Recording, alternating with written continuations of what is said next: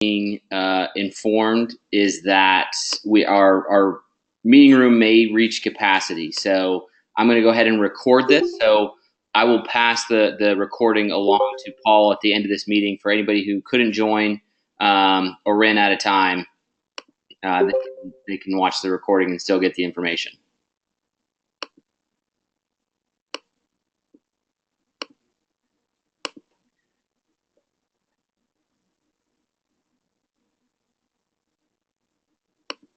Thanks, Andrew.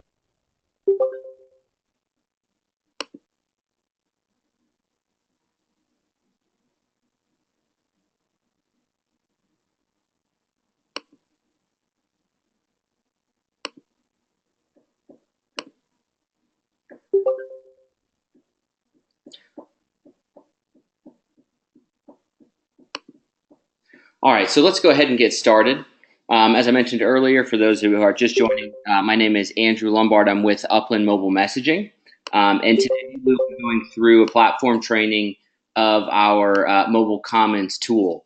For those of you who don't know, Mobile Commons is a text message messaging platform. So it's a way for us to send out a mass text message to a number of different individuals all at once. Different from how you text your friends and family, where you have to send one text to one individual, or if you more like when you do kind of group chats where you have 3 or 4 different individuals, you send them a text and everybody gets it. This is just on a much larger scale. So as we look at the platform right now, as I've shared my screen, so you can kind of see what's going on. Right here in the middle, this is our dashboard. So this is the first page you come to when you log into secure.mcommons.com. You see this big number here in the middle of the blue. It's the white number. Those are our active subscribers. So those are the number of individuals that will receive a message or broadcast that we send out. Now, at this current time, because it's a new account, we don't have any active subscribers. That's not uncommon. So if we look underneath that, we see new profiles, and we can see profiles in the last 24 hours, week, month, and then all time.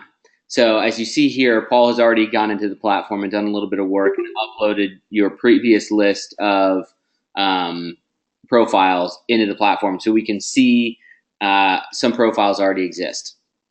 Now, one thing to note is that your all-time number and your active subscribers will most likely vary. And that variation could be less. So a good example here, we have 2,400 all-time profiles and we see 0 active subscribers. Now, that's just because we haven't messaged these subscribers before. What we might see is like a dip or a difference of anywhere between 100 to 200, 300, depending on your list size. If you see new profiles all time is much greater than your active subscribers, the difference is just the number of individuals or profiles that have opted out, that have replied, stop or quit, no longer want to receive your messages. It's important to note that whenever a profile hits our platform, or let me back up. It's better to say, if anytime a phone number interacts with our platform, we create a profile for that number. Profiles are never deleted. We always keep an active record going, or a historic log. So if somebody were to opt out, it's not like we delete their profile. The profile still exists. It just becomes an unsubscribed profile, meaning we will no longer message it. But the individual's information is still on file with us. So if we look underneath new profiles, we can see profile source. We see uploaded group 100%. So what this means is, of our 2450, all of it came from an uploaded group. I will show you kind of how we can set up keywords and opt-in paths that you text in a keyword to the shortcode. That's another way that profiles can come in, or we can sync with a CRM, and that's a third way it can come in. So you can just kind of see over time how your profiles are coming into the platform. Scroll down, we see May statistics. These are your month-to-date statistics, and they are live, updated every, I think, 2 or 3 hours. You can see here, sent as single SMS, sent as failover SMS, multi-part SMS, total sent as SMS, sent as MMS. And then if we're driving phone calls, how many people have actually, made a phone call? We include a link in our broadcast, how many people are clicking that link. And then our churn rate is just how many people have opted out for the month. Now, one thing I do want to specify is the difference between single SMS, multi-part SMS, and MMS. So SMS is just an acronym for Standard Messaging Service. A single SMS that we see right here is just your plain Jane 160 character text message. Now, if we go over that 160 characters, that's where we get into what's called a multi-part SMS. So, when you text your friends and family and you create a long text message, let's say it's 200 characters, you may notice up in the corner, it will say something like 2 of 11 because you have a big block of text that you're sending out. With that, it's important to know kind of what happens behind the scenes. Because to you and I, when we're texting each other, I write a big block of text, I hit send, you receive a big block of text. It looks just as one to us. However, we're still having to adhere to the 160 character guidelines. So in this instance, if I have a text message that's 200 characters, really, that's basically like I'm sending everybody 2 messages. I'm sending it in 2 blocks. It's going to go as a 160 character block and then a 40 character block. And now why this is important for you to understand is because we want you to know of your, how many multi-part SMSs are you sending? Because if I were to send that 200 character text message to 10 people, I've really sent 20 messages. Because our aggregators still have to comply to the 160 character limit. So they're going to break it up into multiple pieces and send it out across the networks and then reassemble it on the other end on the user's phone. But for billing purposes, each block counts separately. So it's important. I'll show you here in a little bit when we craft a text message where we will show you the character counter and you can see how many characters you have remaining, or if you're into the multi-part SMS territory, you can see how many parts there are. It's important that you keep track of that because I have seen in the past where clients get a little bit carried away and they will write a big long message that's like 3 blocks. It's like 3 separate 160 character chunks, and they send that to a list of 30,000 people, and then unwittingly just sent 90,000 text messages in the course of a minute. And they had no idea. And then they're over their monthly allotment and they start to get overage bills. So I wanted to make that differentiation clear so you are aware of it. Again, I'll show you where you can find the character counter when we're crafting a text message. So you can keep an eye on how long your text messages are. Obviously, there's nothing wrong if you want to write a big, long message. We just want to make sure you're aware of what you are doing. As we go down a little bit further, we can see sent as MMS.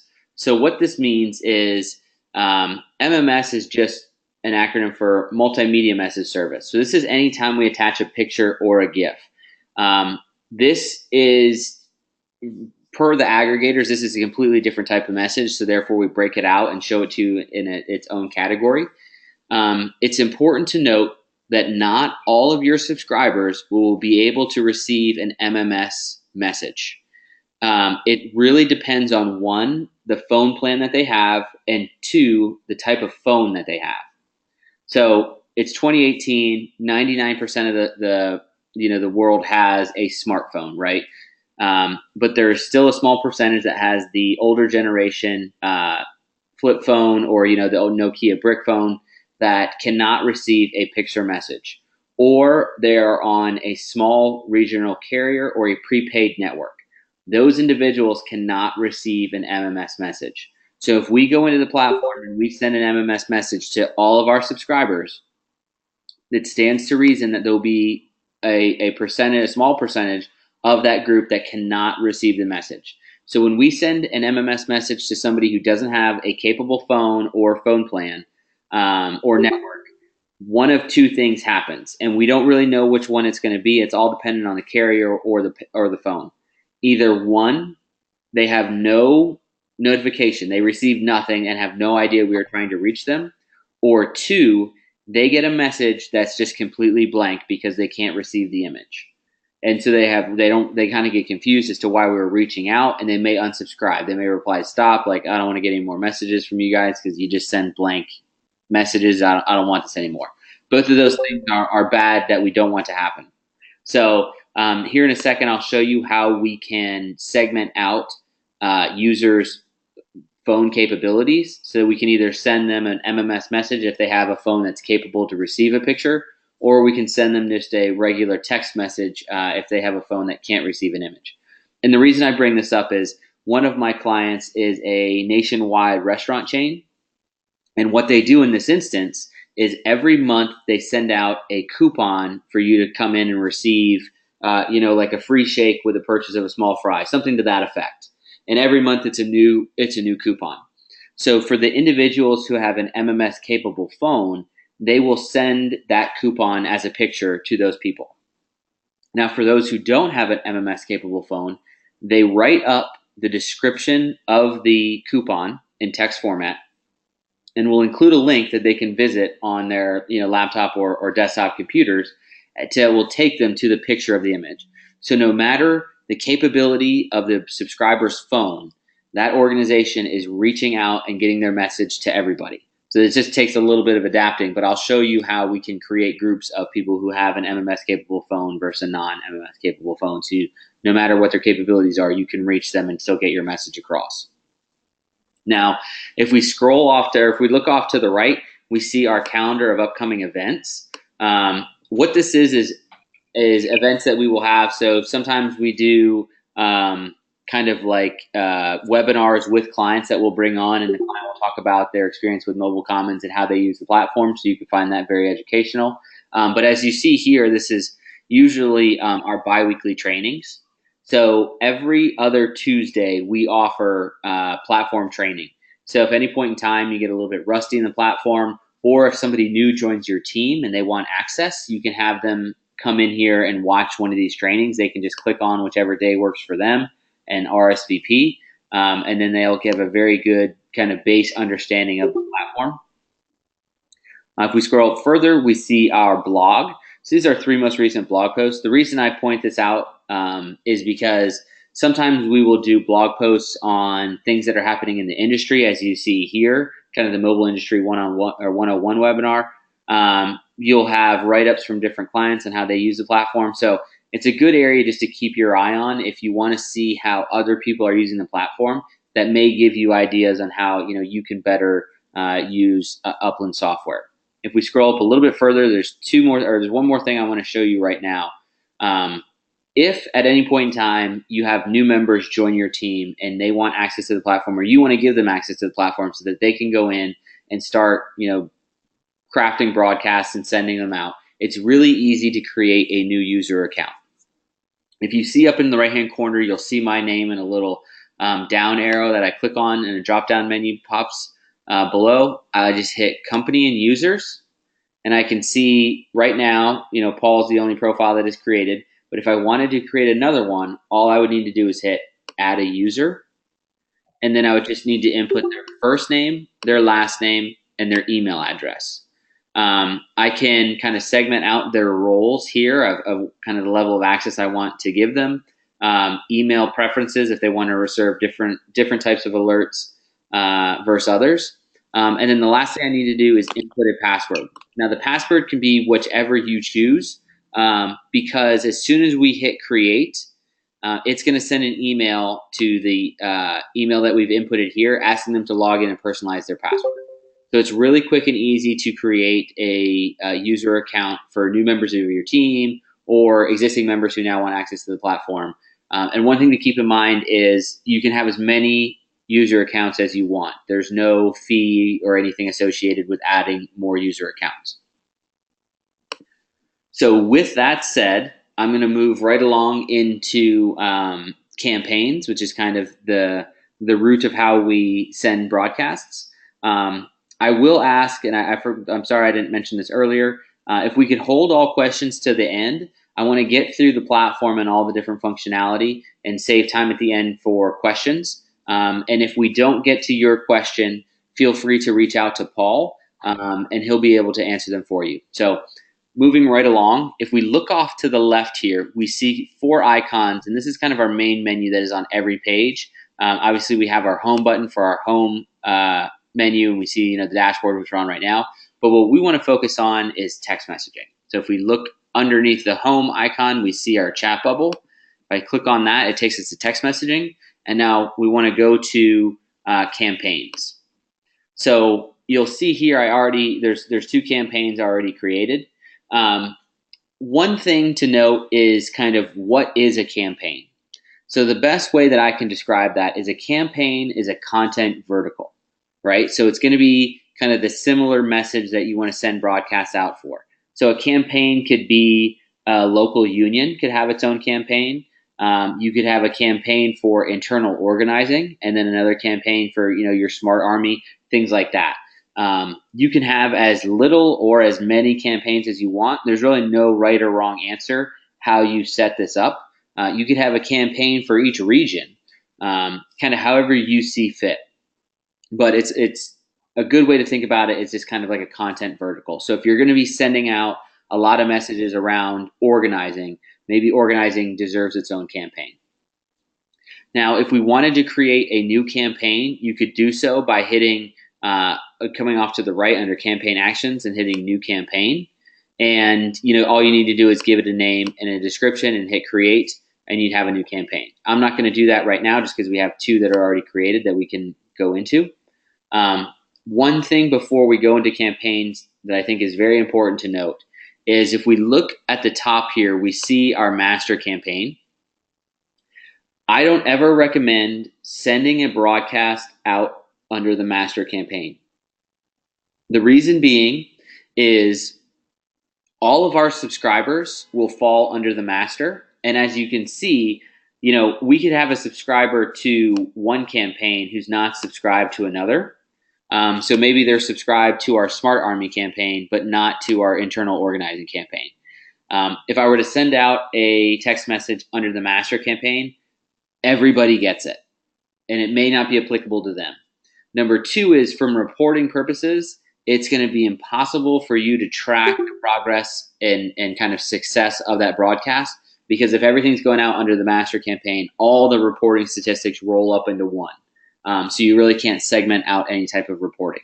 So I always recommend if you're sending out a message, do it in the campaign that is designed for those messages to go out under.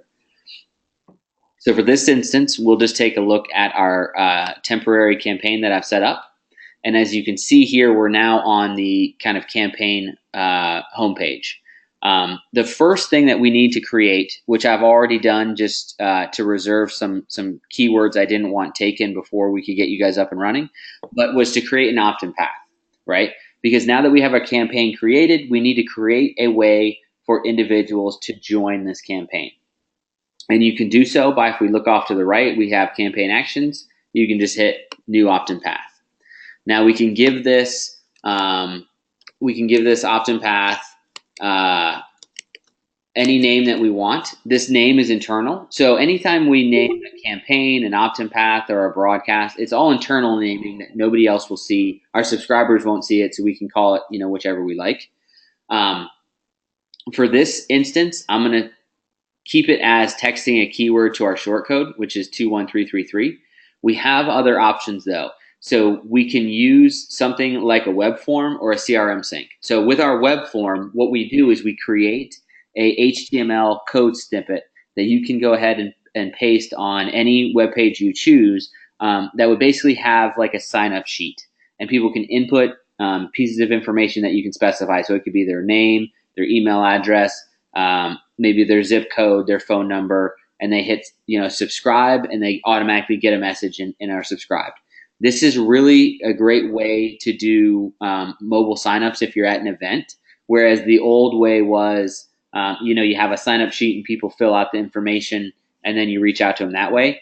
What we're seeing now is people will use a web form and like an iPad. and they just walk around in events and say, oh, do you want to sign up to receive our mobile messages? And people say, yes, absolutely. They're handed the iPad, they fill out the information, they hit subscribe, and they automatically get a message. Also, we can do a CRM sync. So if you have a CRM software similar to Salesforce, and there's a lot of data in there for individuals you want to reach out to, we can sync to that CRM, pull that information into Mobile Commons, make profiles for them, and then start messaging them. For this instance, we're just going to stick with texting a keyword to our shortcode. We'll just hit create and continue. And now the next phase is where we want to create keywords. So our keywords are what our people are going to be texting in this instance to join our campaign. So it can be anything that we want. So we'll just do something. Let's see if we can't.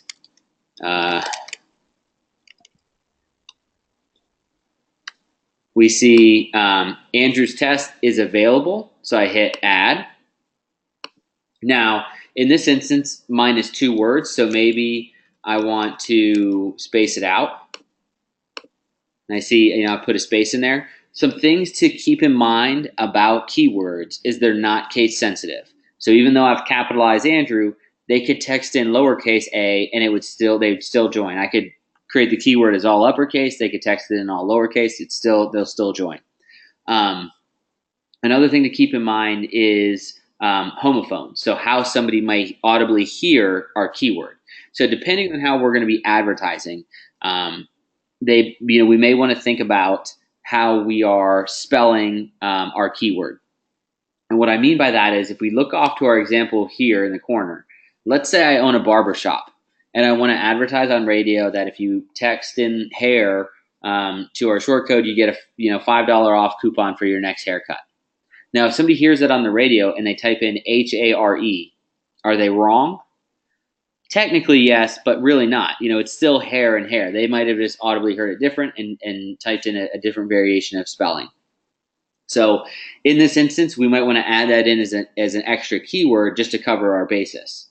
Also, you'll want to think about the fact that these people are texting in on their phones. So if you're anything like me, I'm very prone to fat fingering things and typing things incorrectly. So we may want to think about 1, most common misspellings, 2, most common autocorrects, and 3, just like if it's a tricky word that people just have a hard time spelling, maybe it's something like they forget I before E except after C, a simple spelling rule. We want to throw in all different variations of our keyword just to cover our bases. So as long as the subscriber is getting relatively close to our keyword, we've got that covered, and they'll be joining our program.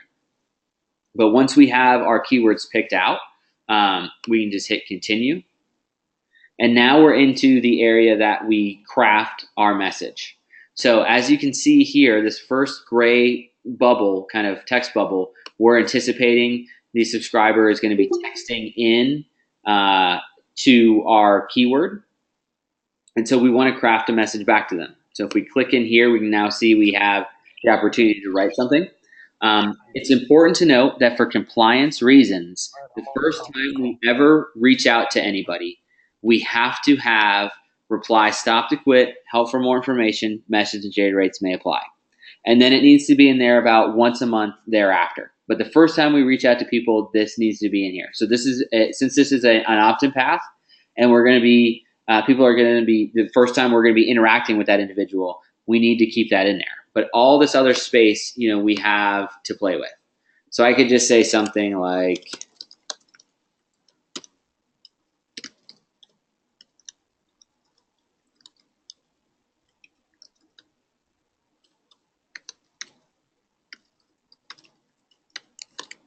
something very, very quick and easy. Thank you for texting. Hope to see you at our next event. Now, some of you may have noticed down here in the corner is where my character counter lives, and it's telling me this message will be sent via SMS. So I've got 43 characters left. So for the sake of demonstration, I'm going to just take up those spaces, and as you can see, my character counter is going down, and as I get close, it will turn red, letting me know I'm getting dangerously close to running out of my 160 characters.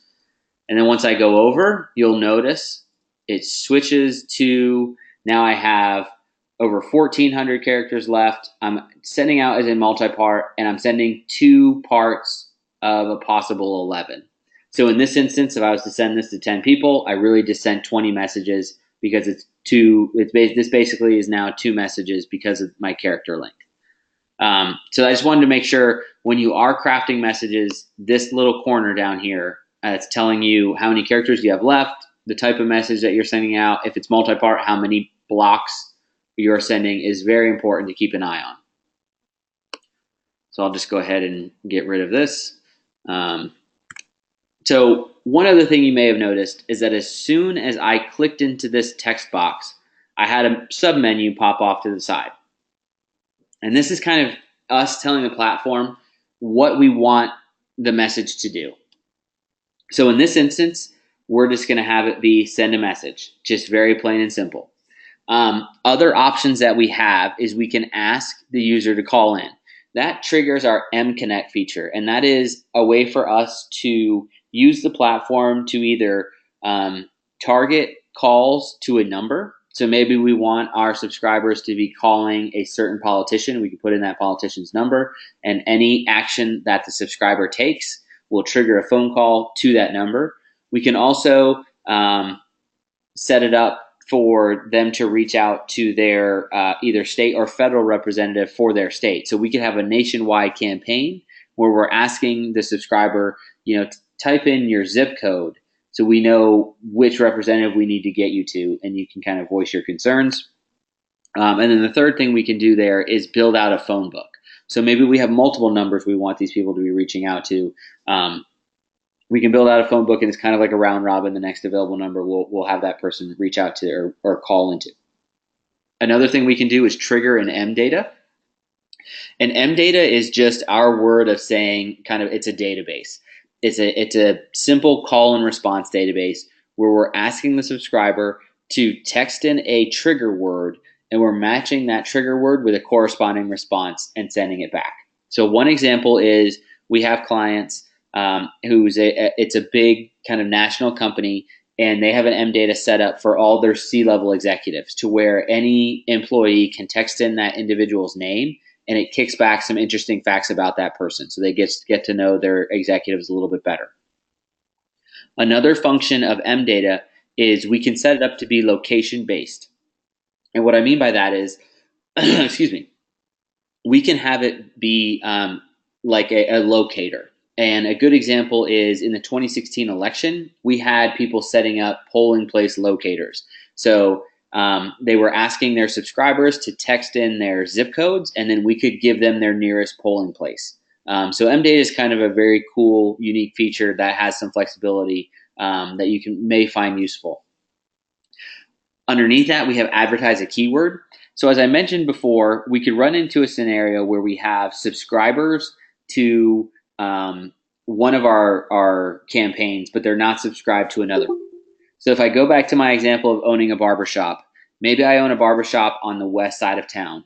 And so I just have one campaign for my barbershop, but I'm opening up another location on the east side of town. And I think that will be closer for about half of my current client base. I may set up a new east side campaign and then advertise that keyword to my current subscriber. So I could say, for those of you who drive across town to get your haircut, I'm happy to announce we now have a new location that may be closer to you. Reply east side to receive more information about our new location, something like that. We're just advertising a keyword because we think that subscribers to a current campaign may be interested in a new campaign we've created that currently doesn't have any subscribers to it. Below that, you can see we have the ability to use a functionality we call Tell a Friend.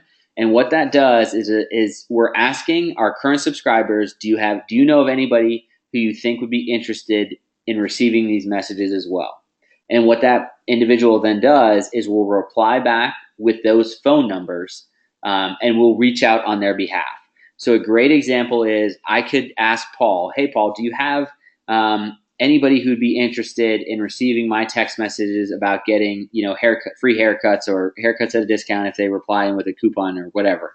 He could say, yeah, I know of, 3 different people. He could text me their numbers and I'd reach out something along the lines of, hello, your friend Paul thought you may be interested in receiving these messages.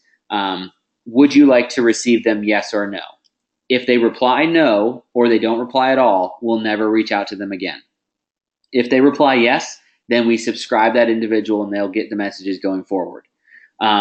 This is a great way to grow your list very rapidly. We saw a lot of success during the elections with individual, different campaigns asking, is there anybody who wants to attend our rally with you? Reply their number, we'll reach out on their behalf. One thing to also know is that language that we use to reach out to the new number can be customizable. So we can work within certain variations, some kind of custom language to make that a little bit more to fit your organization.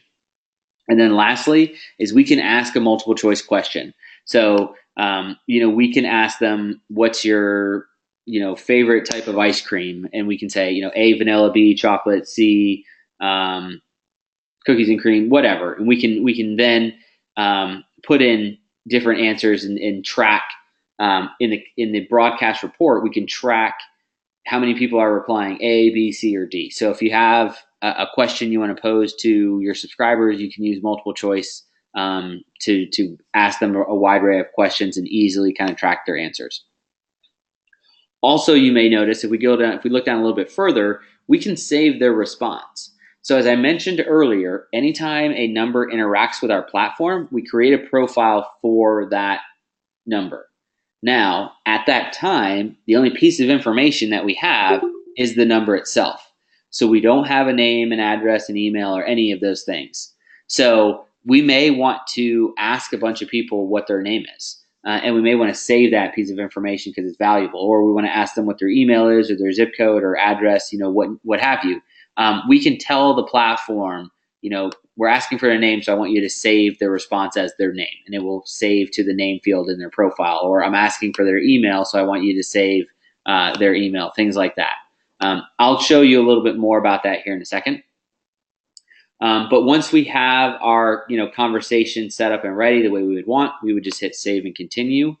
And then you see we're now on our conversation, our opt-in path kind of homepage now, where we can see the conversation that will be had. Once we have people texting in, we can kind of see the stats of total opt-ins, currently subscribed, etc. And then we also, if we look off to the right, we have we can look at a report. We can clone it if we want another one very similar to this. We can deactivate it. We can change our settings. We can edit our conversation, or we can add more keywords. Now, with that said, kind of the next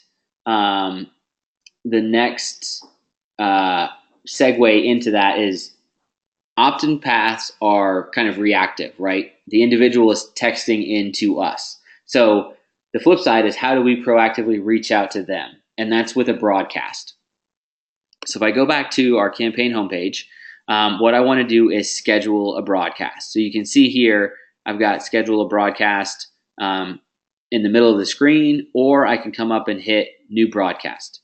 So I hit new broadcast and I just give it a name. And again, this name is internal. So the naming convention can be whatever you like. As you can see, I'm very creative. We'll go 2.0. Hit create and continue. And now we're back to something that looks very familiar to us.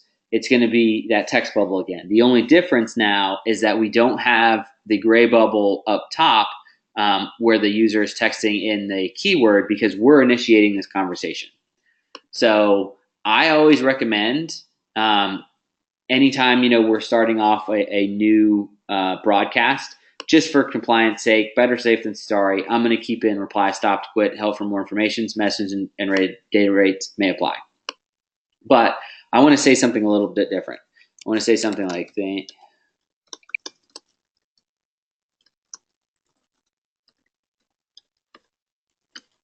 I could type today. So as you can see, I've now asked for a piece of information. I've said, thank you for joining. Please reply with your name. So what I want to do is save their response as name. Now, I want to follow that up, because if somebody replies back with their name, that's a valuable piece of information I'm getting from them. I want to thank them, right? I want to acknowledge that they've just followed directions and done something that I appreciate. So if I want to make this more of a back and forth conversation, what I need to do is come down here and hit add a message.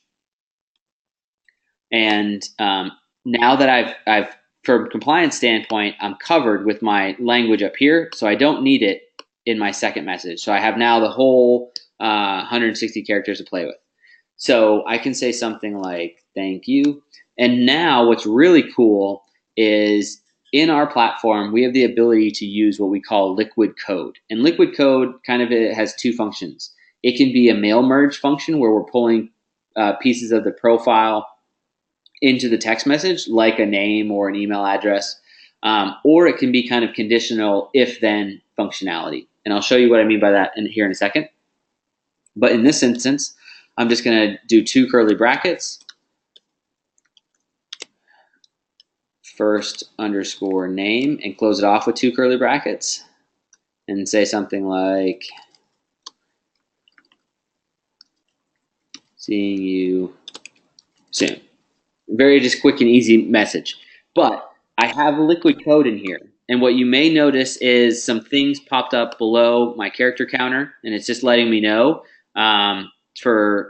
we have the mail merge fields in the message. So it's telling me that our message may be a little bit longer or shorter depending on the length of the individual's first name. But because I have my liquid code in here, I want to test out how well it's going to work for me. So I can do that by clicking this blue hyperlink underneath the text bubble that says test message template under different scenarios. So if I click on that, job site, I can see everybody their text message that's on that job. Okay, that's what I was thinking. I'm not sure who that is, but if you could just please mute yourself, that'd be great. What you'll see here is in the message template, this is what I have typed in. You can see, the 2 curly brackets, first underscore name. But in the message results, this is how it's going to look on the user's phone. Thank you, Frederick. Now, you may be asking yourself, where did Frederick come from? Because I typed first name. If we look off to the left, we have our sample profile, and that sample name is Frederick. So this is just a way for me to know that this has worked the way I want it to. So I could change that sample name to mine. I hit test, and now I see my name is in there. So that's kind of how the mail merge functionality works. We can pull in different fields from the profile into our text message, and you can see all the different fields that we have available to us. So maybe we want to pull in, their email address, saying, "Is this your email address?" We can pull that in. Postal code. The possibilities are endless how we want to use this functionality. Now, if we look under our example template, you can kind of see how we can also use the if-then functionality.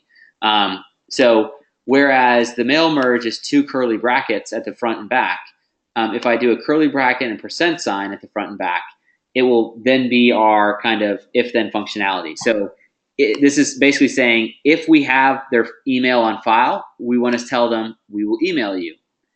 Else means if we have something else that's not their email, we want to ask, please reply with your email, and then we'll save that to their profile.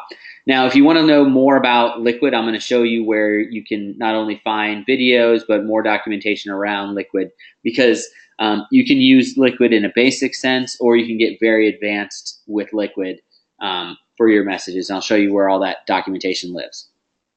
But I have everything set up the way I want, so I'll just hit finish and save. I've got my broadcast set up the way I would like. I'll hit save and continue. And now I'm at the point where I can pick who I want to send this broadcast to.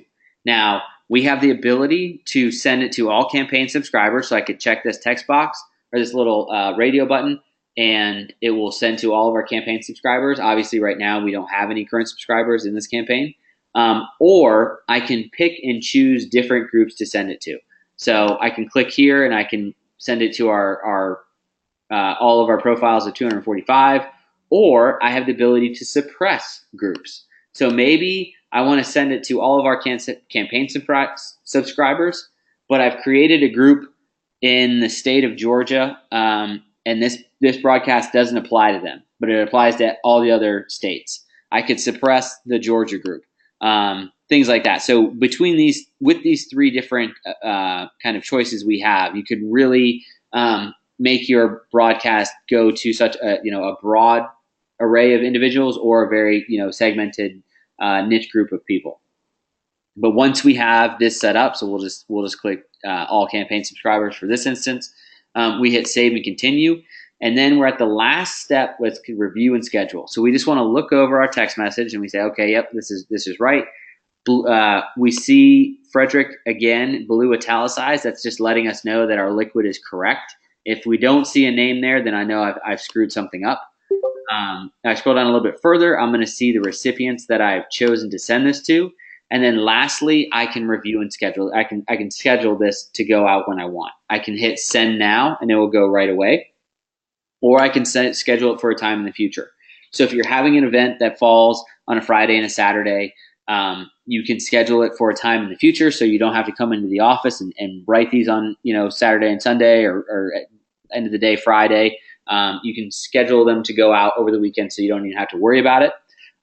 We can automatically adjust for the recipient's time zones.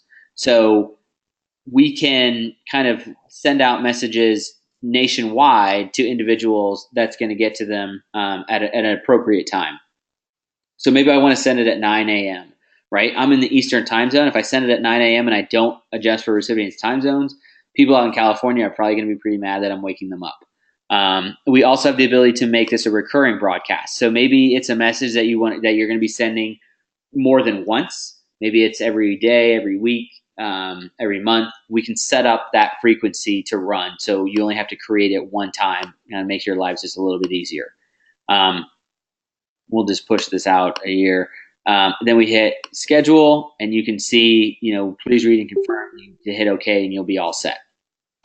So with that said, that is kind of everything that you'll need to know around campaigns, because we discussed setting up a campaign, creating the opt-in path, and how do we send out broadcasts.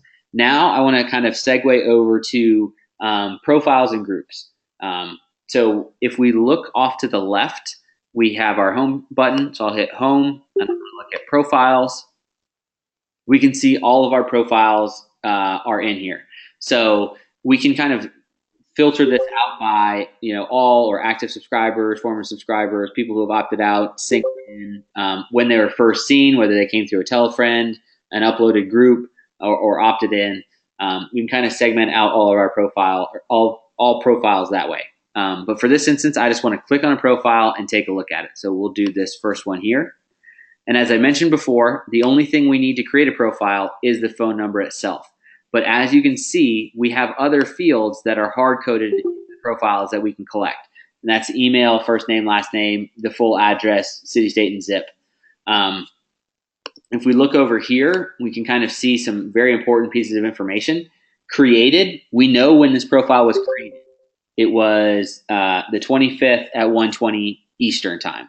It was first uploaded in our first try group. So we can kind of do some little forensics and see where this profile came from or who uploaded it.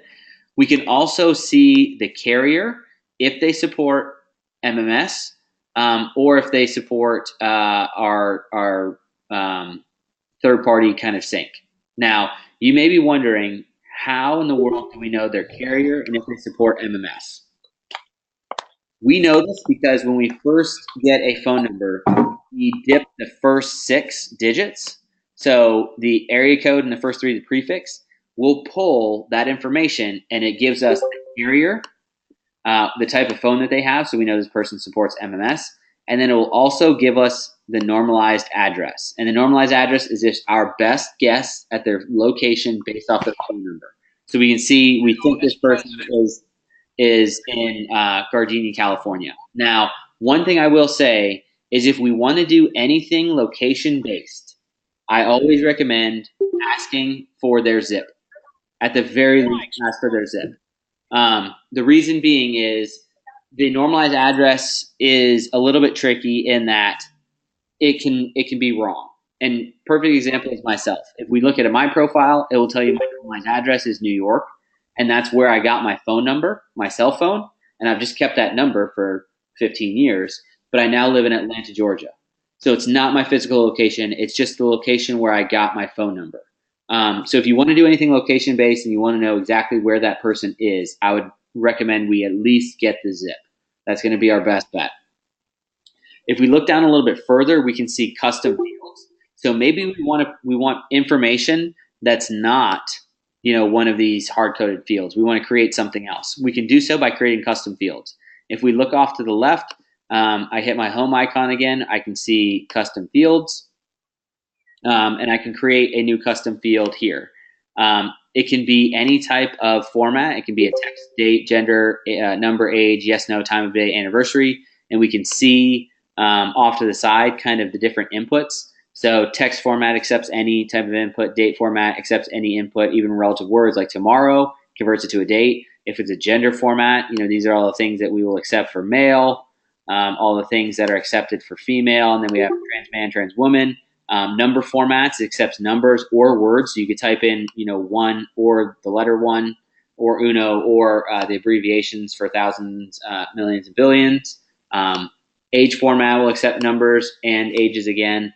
Yes, no. So this is everything that we will accept for yes, everything that we will accept for no. And then we can do time of day format and an anniversary format. So with all these different custom field types and formats, you can really collect any piece of information on your subscribers that you want to.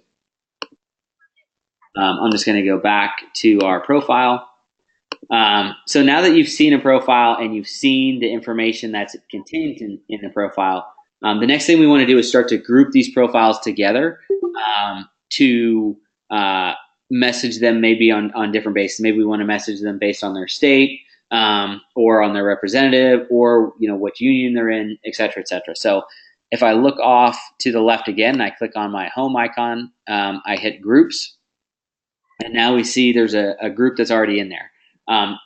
There's two ways we can create a new group. If I hit make a new group up here on the right, I can name this, something quick and easy. There's two ways we can do it. We can use it using filters, or we can upload via CSV file. And if we want to do that, we have the template for you right here. And now the template is just going to be the standard field in a profile, the phone number, name, email, address, city, state, and zip. If we create custom fields, that custom field will be added to the template. So if we want to know which union they're in, et cetera, that field will be saved in the template. And then we can just upload it into the platform. For this example, we're just going to stick with using filters. So I hit create. We want to default to active subscribers just because usually, we're creating a group because we want to message a group of people. We want those people to be active subscribers. Then you can see include profile that meets all of the following conditions. We can do any of the following conditions. And then we can just kind of pick what we want. So you see, geography, we have different things we can do, time zone, location, has the zip code, a specific zip code, things like that. So we could do matches the zip code. We could do location, within 20 miles of a certain zip code. We can do, mobile comments, things like, are they in a certain campaign? Have they received a certain broadcast? Have they texted in a certain keyword? Have they clicked a link? Maybe they've interacted with our M data, things like that. We can do it off of congressperson, senator, and rep. And this information will populate based off of one, the normalized address, or two, the zip code if we have it. And then for the state level, we want their full address. But then we can go a little bit further, things like area code, carrier, email, supports MMS. So this is true. So if I hit preview, this is going to be an example of our group. Now it's showing 0 because we don't have any active subscribers. So if I go to all profiles and hit preview, I now see of our 2450, 2411 have MMS capable phones. Now, one thing to note, just by hitting preview, I have not created the group. What I need to do is come down here and hit create group. This is just a preview to see if I like the filters that I've created. Maybe I don't have enough. Maybe I have too many and I need to back some out or add some more to get a manageable list. But once I'm all set, I hit group or create group, and then that group is created. One thing I want to point out is If we do a filtered group, that is a live list. So anytime any profile meets the criteria of that group, they will be added. Anytime they fall out of criteria, they will be dropped. Now, in this instance, if we look, this is an uploaded group. We can add more people to that uploaded group. We don't have to create a new group each time. So maybe we have an event that's 3 days long and we have a sign-up sheet going around and we get all the sign-ups for the first day and we come in that night and we create a group. I don't have to create another group for day 2 and then a third for day 3. I can just continue to upload once I get more profiles to an existing group. So I know I've tried to, we've got about 10 minutes left for questions. I've tried to speed things up so we cover all areas of the platform. So with that said, if you guys have any questions, feel free to kind of write them into the chat and I'll try to get to as many as I can in the next 10 minutes. And then, as I mentioned, this is recorded. So if there's individuals that didn't make it, we can pass this along to them. Or if you have questions that don't get answered, I know Paul has graciously volunteered to answer those once we're done here today. Andrew, thank you very much. Does anybody have any questions? Shit.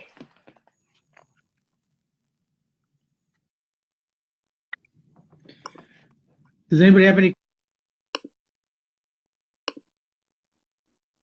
I know Mark uses Matiga, but he said it's most friendly over there either. What do you mean the most friendly over there? The one he uses. What are they? Does anybody have any questions that they want to ask? I do see a question from Jeremy, and that question is, what is the cost? Jeremy, that's a great question, and I would defer you to Paul for that answer. Yeah, can you all hear me? Yeah. Yes. Okay. Yeah, the cost for affiliates from this is going to be $50 a month, and we could talk more in terms of details, in terms of paperwork and things like that to fill out prior to signing on. We sign on in batches of 5 affiliates at each time. So if you're interested, see me after the call. Contact me or email me after the call. And once again, I just want to reiterate, we are going to have those who missed parts of this. We will be sending this tape out to everybody as a refresher, and also for those who were not able to make it onto the call. We had a huge demand, huge volume of people who got on the call today. So, are there any other questions? I do see another question here from Jeremy. He asked if there's a per text cost. So Jeremy, that's a great question. The way Mobile Commons works is you have a monthly allotment of messages. If you stay within that monthly allotment, there is no per text cost. If you go over that allotment, then you have kind of an overage per text cost. But all that would be outlined in your contract.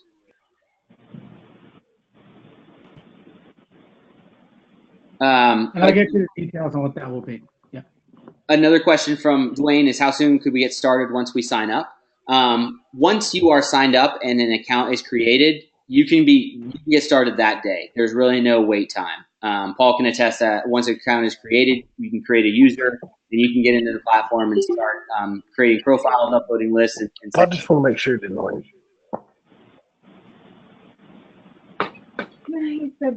Sorry, go ahead.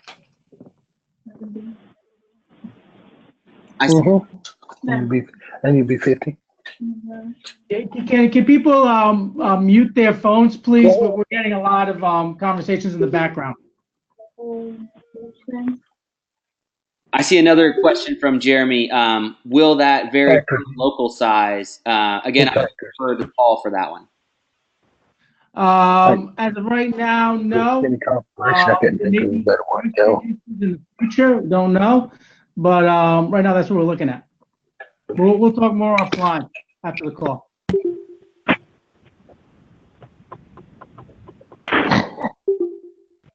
So, Dwayne, that's a great question. His question was, can we broadcast from phones, tablets as well, or just a computer? At this time, we only have the computer capability. We don't have an app that you can add to your phone or tablet to where you can log into Mobile Comms and send messages. So at this point in time, you would need to log into our platform from your either laptop or desktop.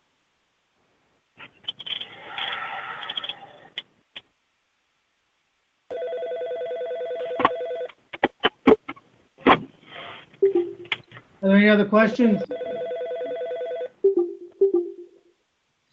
If we don't have any other questions, I just want to show you one more thing before I let you go here. If we look off to the top right-hand corner, we'll see a question mark in a circle. If we click on that question mark, we see not only one, our help and support center, but two videos. So the first is our help and support center that takes you to where all of our documentation lives. Now, the first time you log into the platform and you click on help and support, you'll be asked to create a new account. The reason being is our help and support is a standalone website. The account you create can have the exact same username and password. It's just for accountability and security reasons we ask you to create an account. It's to ensure that only our customers have access to it. But this is where all of our documentation lives. So if you have any questions, you can come in here and try to find an answer for it. But the other thing I want to show you is our videos. So if we click on videos, you can see we have an extensive video library of pretty much everything we covered here today. So if you're like me and you remember, 9 steps out of the 10 on how to send a broadcast, you can come in here and watch a quick video. They're all between 2 and 6 minutes about pretty much every topic in the platform. So these are just resources I wanted to show you guys. So if you want to watch things over again or kind of go deeper into an area that you had questions around or interest in, this is where you would come to.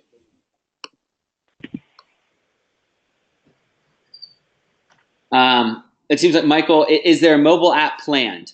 I hope so. However, that is kind of a question for people who are above me within Upland. I know we have asked for it, and they have been receptive to it. But a timeline around when the mobile app would be released is kind of to be determined at this time. But I'm sure if that is coming to fruition, you will hear about it from Upland for sure.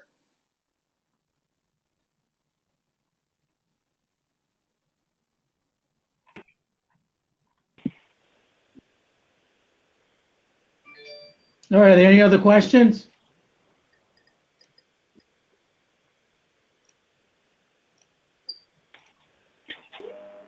I don't hear any other questions. We're going to cease this recording. I think we got about 3 minutes left for any questions if anybody has one. We're gonna end the recording. We're gonna compile this, and then how long do you think we'll be able to get this recording out? Or how soon do you think, Andrew? Or normally does it take? I believe I'll have the link once we close out the meeting. So I'll Right. send that over to you so you can pass it around. All right, sounds good. Sounds good. Everybody, I want to thank everybody for being on this call today. Andrew, I want to thank you for your time on this call. It was very informative. We learned a lot. We're looking forward to this. This is a new way of communicating with our membership and doing this in rapid order. Any questions anybody has, please, you're always open to calling me at any time. And I thank you all for your time. Thank you. And thank you, Andrew. My pleasure. My pleasure. Thank you all. Was that something we need to bring to Ebor?